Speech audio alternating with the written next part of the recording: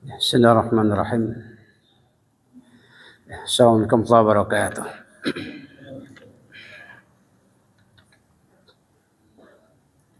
Innal hamdalillah nahmaduhu wa nasta'inuhu wa nastaghfiruh wa na'udzu billahi min shururi anfusina wa min sayyiati a'malina. May yahdihillahu fala mudilla lahu wa may yudlil fala hadiya lahu. Asyhadu an la ilaha illallah wahdahu la syarika lah wa asyhadu anna Muhammadan abduhu wa rasuluh. Allahumma shalli ala Muhammad wa ala alihi wa ashabihi wa dzurriyyatihi wa man tabi'ahum bi ihsanin ila yaumiddin. Ya ayyuhalladzina amanu taqullaha haqqa tuqatih wa la tamutunna illa wa antum muslimun. يا أيها الذين آمنوا اتقوا الله وقولوا قولا سديدا يصلح لكم أعمالكم ويغفر لكم ذنوبكم ومن يطع الله ورسوله فقد فاز فوزا عظيما أما بعد.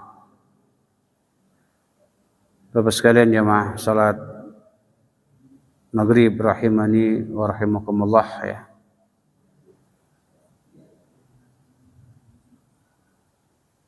Allah Subhanahu wa taala berfirman dalam surah Fussilat ya.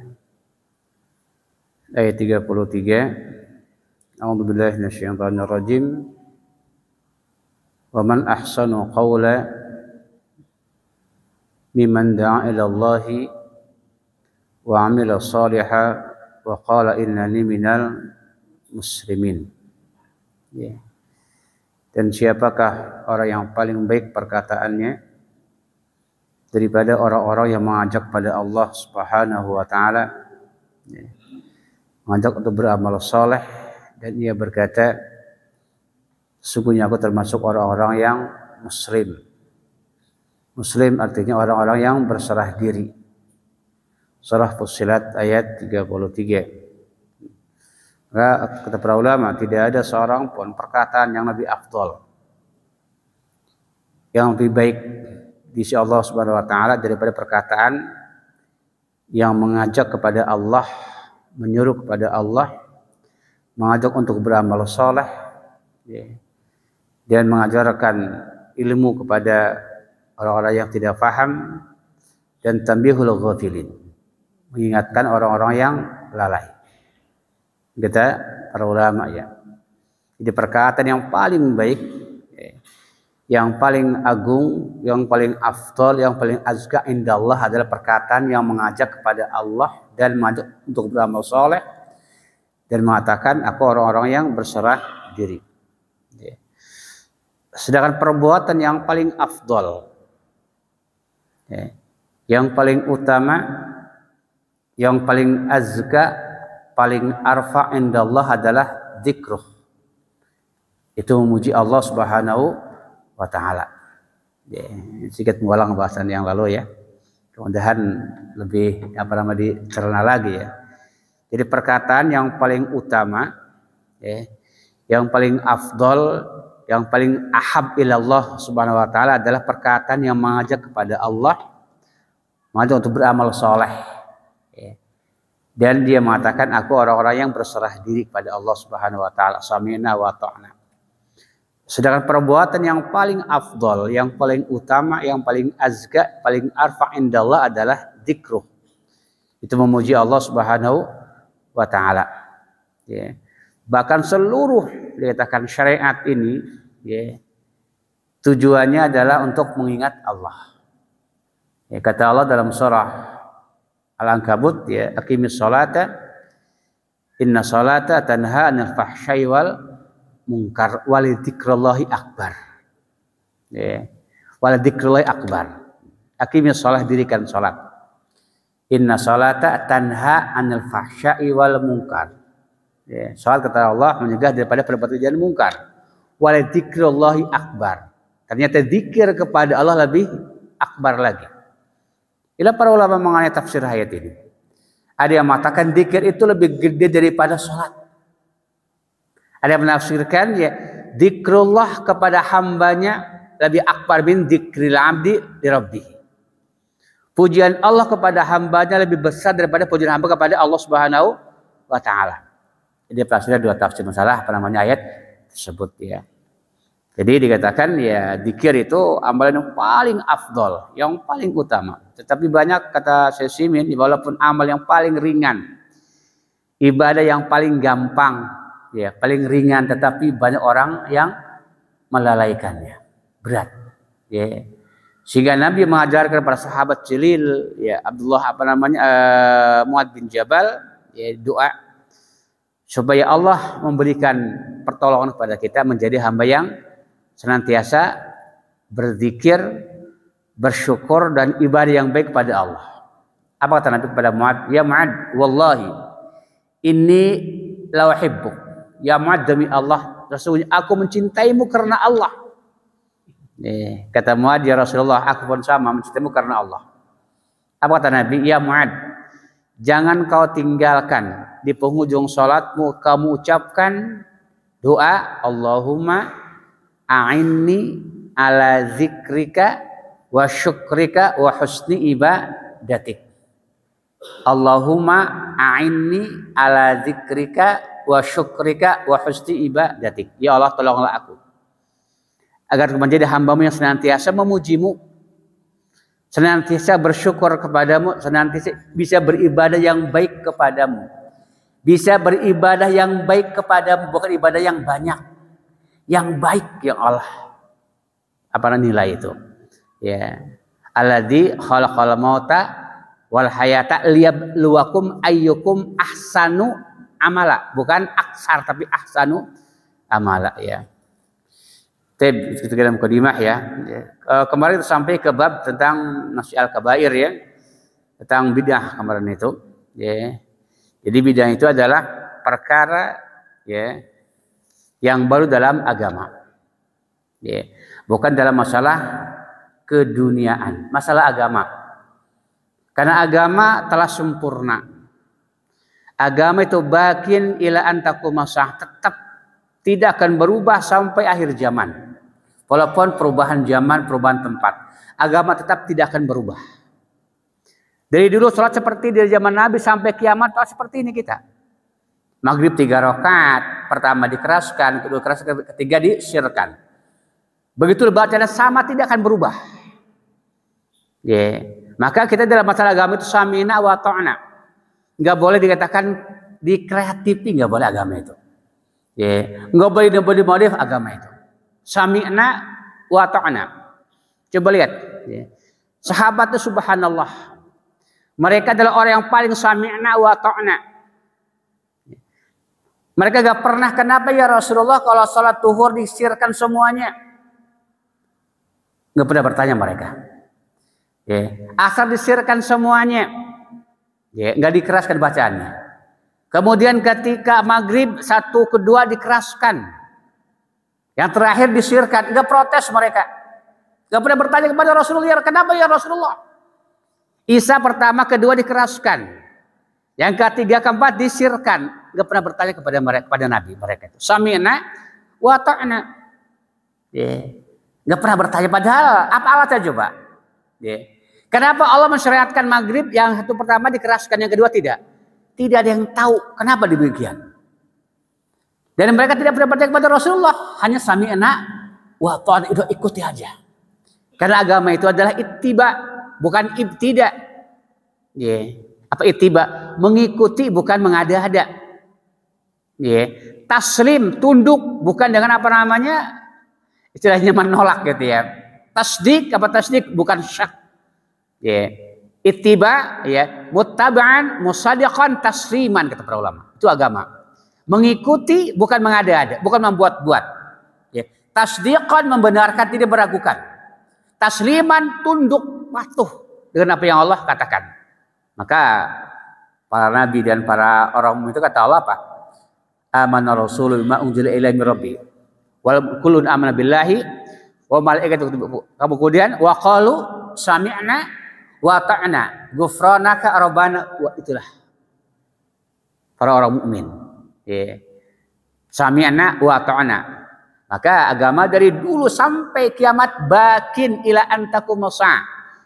Ad-dinu bakin ila antakum musama walau taghayyara bi taghayyur zaman. Walaupun dikatakan berubah perubahan zaman. Zaman berubah, waktu tidak akan berubah agama, tetap segitu. Ya, nggak ada perubahan. Ya. Kenapa? Tidak ada perkara-perkara yang belum Nabi jelaskan dalam masalah ini. Nggak ada. Ya. Maka kadang-kadang saya aneh.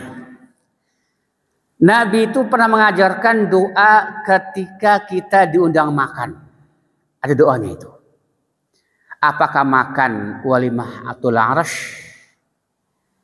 Apakah diundang makan walimatul akikah? Atau walimah-walimah yang sifatnya makan-makan biasa? Ada doanya yang Nabi ajarkan. Apa itu kata Nabi? Ya. Ucapkanlah Allahumma ighfir lahu,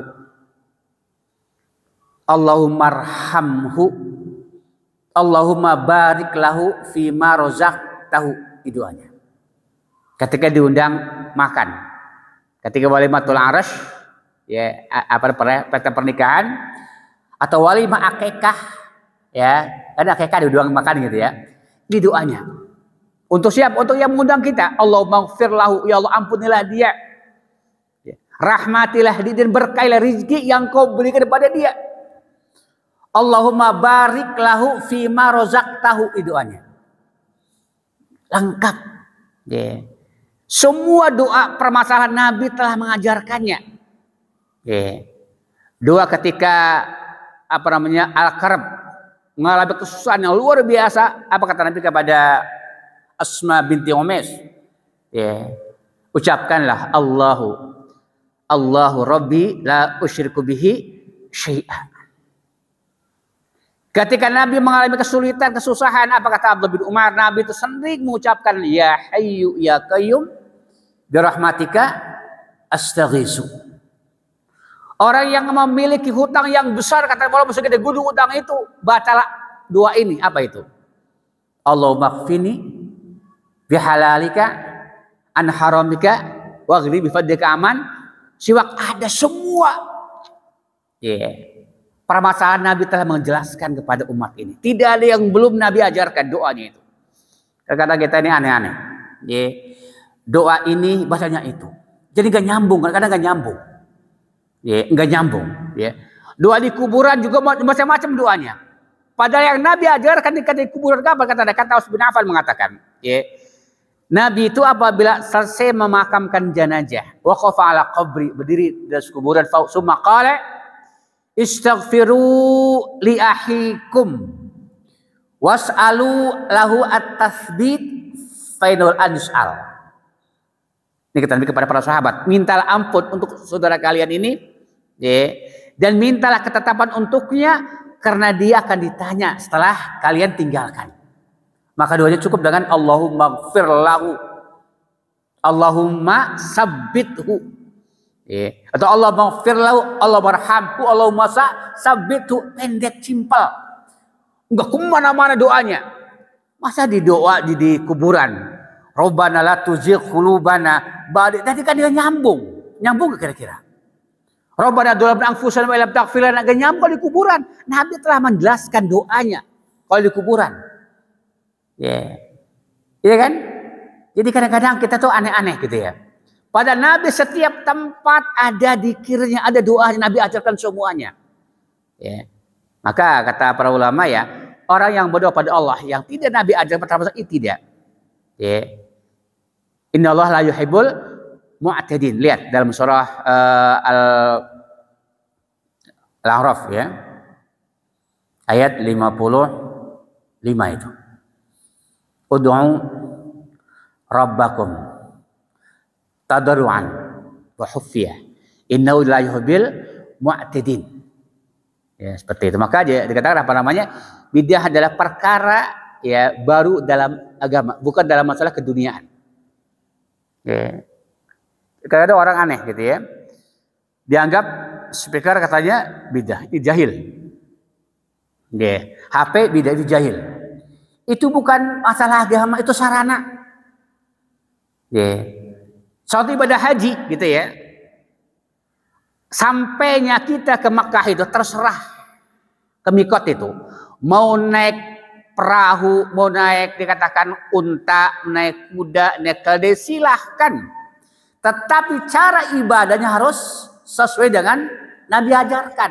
Adapun sampainya kita ke Mekah itu, ketika melakukan ibadah haji atau umrah, terserah urusan manusia itu.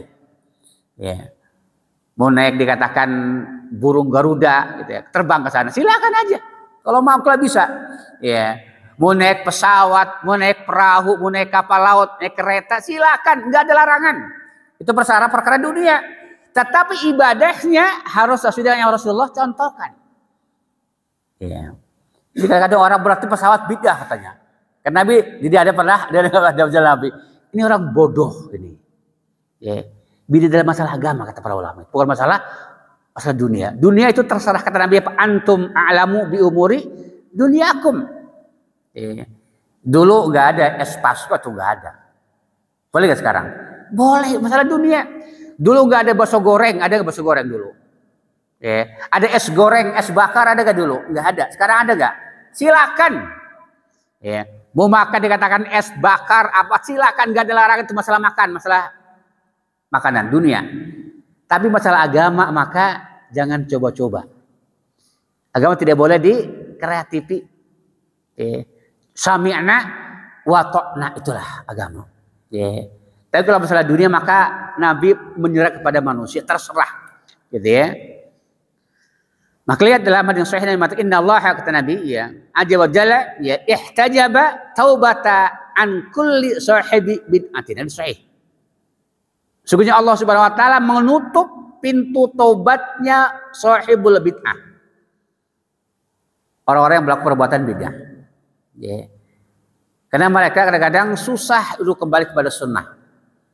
Cirinya apa? Kata para ulama, ciri ahlus sunnah dan ahlul ahwa wal bidah itu adalah, kalau ahlus sunnah itu cirinya, apabila dia berbuat suatu perbuatan, dan ditegur kepada dia, itu tidak sesuai dengan sunnah Nabi, dia menerima, lapang dada. Oh ya, alhamdulillah dia. Ya berarti ada dalilnya, gitu ya. Ketika negor itu, ahlul ahwa wal bidah kata para kalau ditegur dia marah. Marah dia, masa sih seperti itu. Subhanallah, itu berbeda kata para ulama.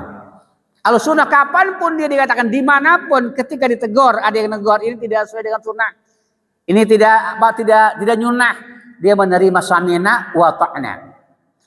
Ahlul ahwa ketika ditegur dia marah, ya nggak nerima dia. Masa sih katanya salah, dia juga begini.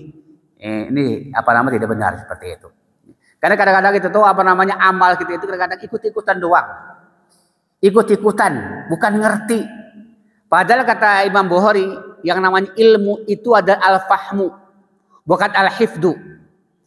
Ilmu itu al-faham faham, bukan hafal. Hafal doa sedepa gitu ya, tapi nggak paham artinya. Ngapain? Gitu ya. Jadi minta ini acaranya tapi dibahas macam-macam karena nggak paham. Maka yang namanya ilmu itu al-fahm. Ada juga mengatakan kata para ulama ya, laisal ilmu ya bima'rifati al-khair minasyarr. Walakin al-ilmu ya alladhi ya'rifu khair fayattabi'uhu wa ya'rifu syarr fayattaribuhu. Kata para ulama, ilmu itu bukanlah ilmu itu orang yang tahu ini baik, ini buruk, bukan. Tapi orang yang berilmu itu adalah orang yang mengetahui kebaikan, kemudian ia mengikutinya, dan mengetahui keburukan, kemudian dia menjauhi. Itulah orang yang alim kata beliau. Jadi alim itu bukan orang yang tahu dalil semuanya, bukan itu beliau. Tapi mengikuti dalil itu, bukan sekedar hafal. Maka al ilmu dikatakan bukan orang yang banyak hafal Quran, hafal hadis, bukan, tapi al faham, paham dan mengamalkan apa yang Nabi ajar. Itu kata beliau daripada ilmu ya. Kemudian mengenai kata Nabi, man amila amalan laisa alaihi amruna fahuwa raddun. Agama, bukan dunia. Barang siapa yang mengamalkan suatu amalan yang tidak ada perintahnya dari kami maka tertolak. Maka lihat sahabat Abdullah bin Umar itu, ketika ada seorang bersin di sisinya menambah kalimat alhamdulillah wassalatu wassalamu ala rasulillah, apa tambahannya? Sholawat. Jadi seorang sahabat, seorang laki-laki bersin di sisi Abdullah bin Umar, Setelah bersih dia mengucapkan alhamdulillah wassalatu wassalamu ala rasulillah. Baik gak ini? Memuji Allah kemudian berselawat kepada Rasul baik nggak? Baik. Menurut akal kita.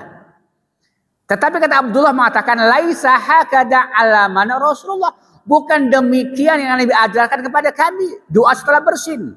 Walakin yakul alhamdulillah saja. Nggak ada penambahan salawat kepada Rasulullah. Walaupun baik maknanya. Ini kata Abdullah bin Umar. Laisa hakada alaman Rasulullah. Bukan demikian yang Nabi ajarkan kepada kami. Doa setelah bersih, tapi alhamdulillah saya tidak ada penambahan salawat kepada Rasulullah. Ditegur oleh Abdullah bin Umar. Ketika seorang sahabat juga Sa'id bin Musayyib melihat seseorang dikatakan salat setelah adzan subuh di masjid lebih daripada 2 rakaat, ngapruk aja salat ya sunnah. Ditegur oleh Sa'id bin Musayyib. Ketika ditegur dia jawab, "Ya Aba Abdillah, apakah Allah Subhanahu wa taala akan mengadabku karena salatku ini?" Kata yang ditegur. Kata Sa'id bin Musayyib mengatakan, "Tidak.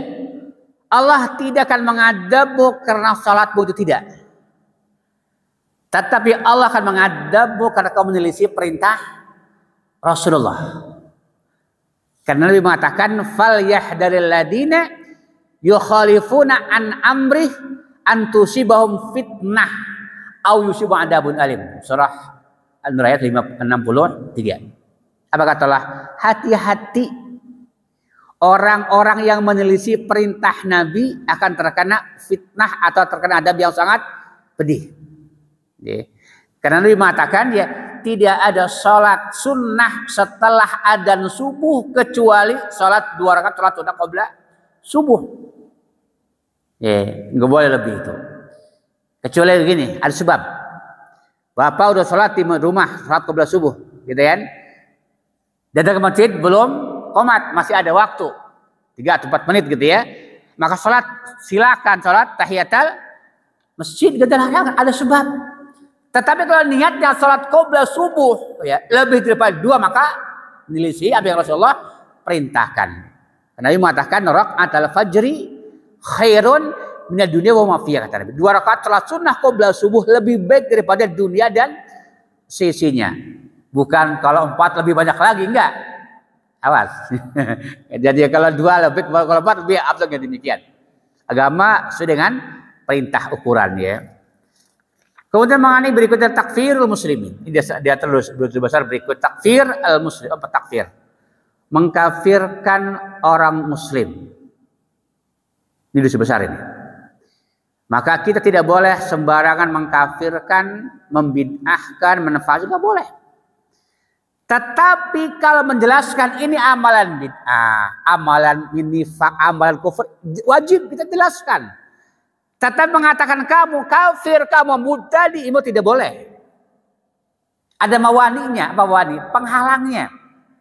Maka kata ulama ada kaidah, tidak setiap orang yang melakukan perbuatan kufur itu dikatakan dicap dia orang kafir, nggak boleh. Laisa kullu man fa'ala kufra fa huwa kafir. Tidak setiap orang yang melakukan perbuatan kufur dikatakan dia kafir, nggak boleh. Laisa kullu man fa'ala nifaq fa huwa munafik. Tidak setiap orang yang melakukan perbuatan nifak kita cap dia orang munafik, nggak boleh. Laisa kullu man fa'ala bid'ah fa huwa mubtadi. Tidak setiap orang yang melakukan perbuatan bid'ah dikatakan ahlul bid'ah, nggak boleh. Walaysa kullu man fa'ala syirka fa huwa musyrik, dan tidak setiap orang yang melakukan perbuatan syirik dikatakan dia orang musyrik, nggak boleh. Beda antara perbuatan dengan orang. Ya, ini kaidah yang harus diterapkan. Maka Ahlussunnah itu nggak pernah mengkafirkan seorang tanpa dalil. Ya. Ada tahu hujah dulu gitu ya, nggak boleh sembarangan. Maka terletak hukumnya haram ini. Takfir mengkafirkan, membid'ahkan, menfasikkan, munafikan orang-orang muslim. Ya. Yang Nabi mengatakan ya, dari Abdullah bin Umar subhanahu wa ta'ala berkata, sallallahu alaihi wasallam, ya ayyuma imri'in qala li akhihi ya kafir faqad ba'a biha ahaduhuma in kana kama qala wa illa raja'at alaih.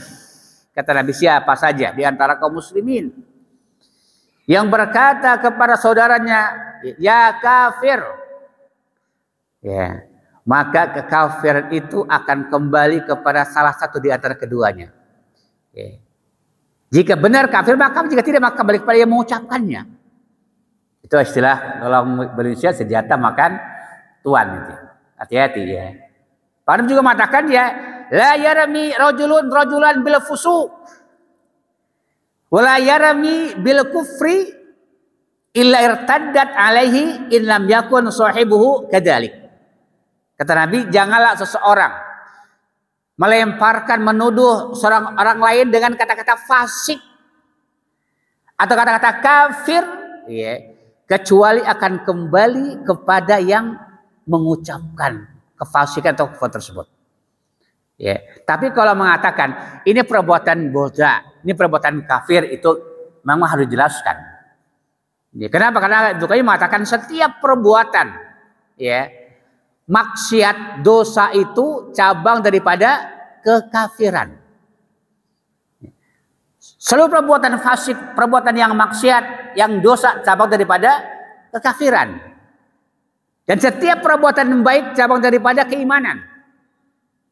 Maka ada kaidah kata Ibnu Qayyim, tidak setiap orang yang melakukan perbuatan iman itu dikatakan orang mukmin. Ya, tidak. Dan tidak setiap orang melakukan perbuatan kufur dikatakan kafir, tidak. Contoh, ada non-muslim dia bersedekah. Sedekah amalan Islam, ya kan? Lantas ketika dia sedekah dikatakan dia muslim, tidak? Tidak, kenapa? Tidak ada asal imannya pada diri dia. Ya kan? Ya. Kemudian ada orang muslim berbohong. Berbohong adalah sifat orang-orang munafik. Idza hadasa kadzaba. Apakah ketika ada orang muslim berbohong dikatakan dasar kamu munafik? Enggak boleh. Ya. Gitu. Jadi enggak boleh ya. Walaupun dikatakan perbuatan orang-orang dia berbuat perbuatan munafik. Beda antara orang dengan perbuatannya ya. Maka dia mengatakan la yarmi rajulan bil fusuki wa la yarmi bil kufri illa irtaddat alaihi in lam yakun sahibu kadzalik. Janganlah kata Nabi di antara kalian ya menuduh, melemparkan kata-kata fasik kepada saudaranya atau kata-kata kufur. Kecuali kata Nabi irtaddat alaih, kembali kepadanya. Jika yang dia ucapkan tidak seperti apa yang dikatakan. Nama senjata makan tuan, hati-hati ya, maka tidak boleh kita.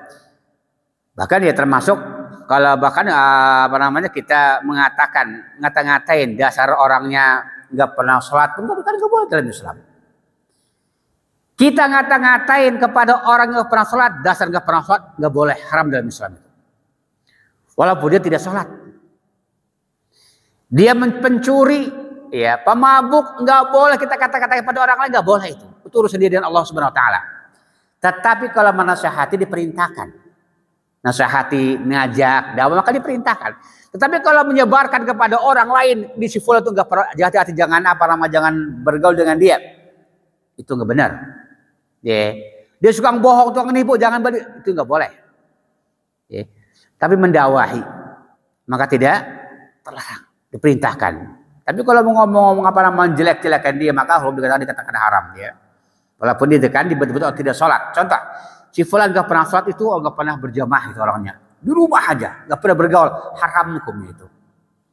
Kenapa? Karena menjatuhkan kehormatan sama kaum muslimin, dia namanya ghibah ya. Nabi juga mengatakan ya, man da rajulan bil kufri aw qala adu wallahi wa laysa kadzalika illa hara alaihi. Barang siapa yang memanggil kepada saudaranya ya dengan kata-kata kufur atau ya adu Allah, hai musuh Allah, ya, padahal enggak demikian, kecuali akan kembali kepada yang mengucapkannya. Maka tidak boleh kita sembarangan mengkafirkan sama kaum muslimin ya. menyesatkan sama kaum muslimin, membid'ahkan sama tidak boleh.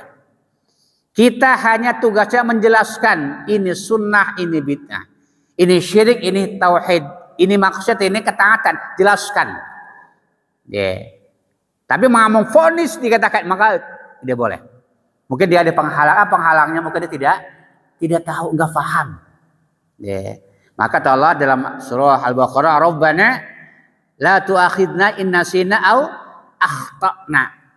Ya Allah, jangan kau hukum kami karena kesalahan dan kelalaian kami. Kata Allah, na'am. Maka orang muslim berbuat salah karena kelalaian, kejahilan, maka Allah memaafkan. Rabbana la tu'akhidna in nasina au akhtana. Jadi dikatakan tidak boleh sampai kita sama kaum muslimin dia. Kemudian yang berikutnya adalah man ja'a fi ismin man qatala nafsah. Dosa berikutnya adalah bunuh diri. Ini dosa besar ini. Bahkan dosa bunuh diri itu enggak Allah ampuni. Enggak Allah ampuni.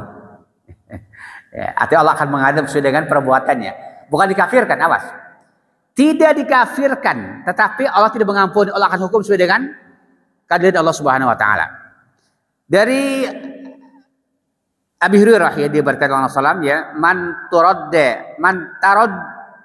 taradda min jabalin faqatala nafsahu fa huwa fi nari jahannam yataradda fihi khalidan muhajjan fiha abada. Wa man tahassa summan faqatala nafsahu fasummu fi yadihi yatahassahu fi nari jahannam khalidan fiha abada. Wa man qatala nafsahu bihadidatin wa hadidatuhu fi yadi yaja'u biha fi batnihi fi nar jahannam khalidan fiha abada. Hadis muttafaqun alaih Kata Nabi barang siapa yang menjatuhkan diri dari gunung, atas gunung, tebing untuk bunuh diri.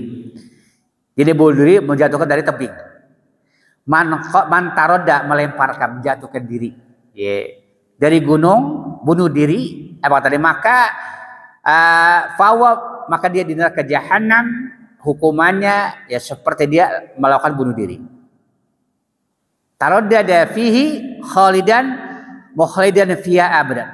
Selama-lamanya. Bukan selama-lamanya abadan enggak.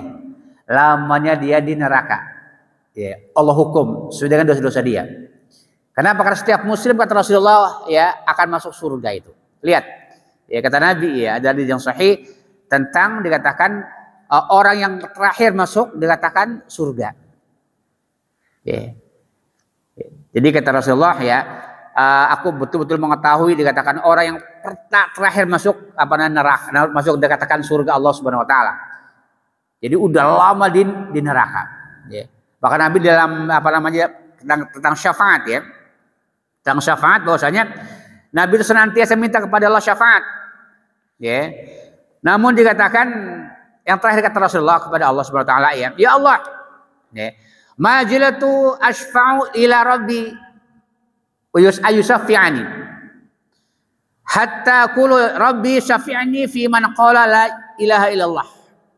Kata Nabi, aku senantiasa minta kepada Allah agar diizinkan memberikan syafaat kepada orang yang mengucapkan kalimat la ilaha illallah. Kata Nabi. Apa kata Allah? Ya Muhammad, lasta hadi lak ya Muhammad, itu bukan hakmu ya Muhammad. Inna mahyali, itu udah hakku kata Allah. Maka Nabi Rasul mengatakan Allah pun mengeluarkan seluruh penghuni neraka yang dalam hatinya ada kalimat la ilaha illallah, itu hak Allah Subhanahu wa taala. Maka orang yang muslim yang tadi bunuh diri tadi di neraka tidak kekal, namun lamanya dia di neraka. Imam Syafi'i mengatakan di kitab Imam Syafi'i man qatala mu'minan muta'ammidan fajadu jahannam khalidan fiha. Barang siapa yang membunuh orang mukmin dengan sengaja, maka balasannya di neraka jahanam, kekal di dalamnya. Kata Imam Syafi'i bukan kekal selama, tapi lamanya dia di neraka. Kalau dia muslim maka akan surga kembalinya. Ya, tidak kekal dalam api neraka ya. Kemudian Nabi juga man tahassa summan, barang siapa yang menenggak meminum racun, kata Nabi. Faqatala nafsa, maka dia bunuh diri dengan racun itu, ya. Maka siksaannya, kata Nabi, dia di neraka jahanam nanti dengan cara minum racun. Khalidan mukhalidan fiha, kekal dalamnya. Lama di neraka. Barang siapa yang bunuh diri dengan apa? Dengan besi atau dengan pisau, kata Rasulullah, ya. Maka besi di tangannya menancap-nancapkan di perutnya di neraka jahanam dan kekal dalamnya. Ini balasan orang-orang yang mati bunuh diri ya. Bahkan juga mengatakan ya, dari yang lain ya. Kana fi man kana qabla Rasulullah rajulun bihi jurhun. Fadaja'a fa khadab sikinan fa kharra bi hadha yadah fama raqa'a damu hatta mata. Qala Allah azza wa jalla badarani 'abdi bi nafsihi haramtu 'alai al-jannah.